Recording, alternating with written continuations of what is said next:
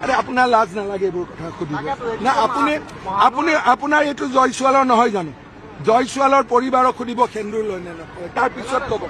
মই ক'লো না আপুনি এইবিলাক কথা নুসুধিব DY চেনেলক কোনো উত্তৰ দিব মোৰ ইচ্ছা নাই লাজ নালাগে মোৰ পত্নীৰ সেন্দুৰলৈকে গৈছে আপুনি এইবিলাক কথা চৰ্চা নহয় এইটো হ'ল জয়ছোৱালৰ ভায়েক এটা ৰেজিষ্টাৰ্ড টেলছুট আরে রেজিস্টার টেলছু মই কলো নহয়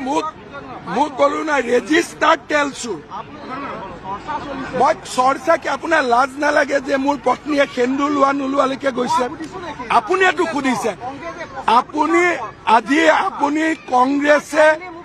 মই কলো আপোনাক মই উত্তৰ দিব এইকাৰণে নোখোজো আপোনালোকৰ লগত মই ৰিজাল্ট দিয়াৰ পিছত কথা পাতিম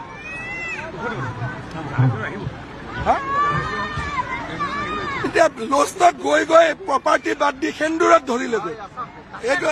লাজ নালাগে ইমান কেইটা জাৰ্নেলিষ্ট থাকোঁতে কোনেওতো এইটো প্ৰশ্ন কৰা নাই কোনোবাই কৰিছে নেকি এইটো কি চেনেল এইটো কি চেনেল এইটো কি চেনেল এইটো কি চেনেল এইটো কি চেনেল এইটো কি চেনেল কোনোবাই কৰিছে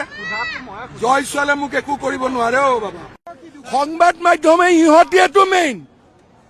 জয়ন্ত বৰুৱাৰ DYটো মেইন গোটেই দুনিয়াক পইচা খুজি পেলাই ব্লেকমেইল কৰি আছে দুনিয়া ভৰক যোনে নিদিয়ে তাৰ কথা বেয়াকৈ লিখে মোৰ হাতত কিমান প্ৰমাণ আছে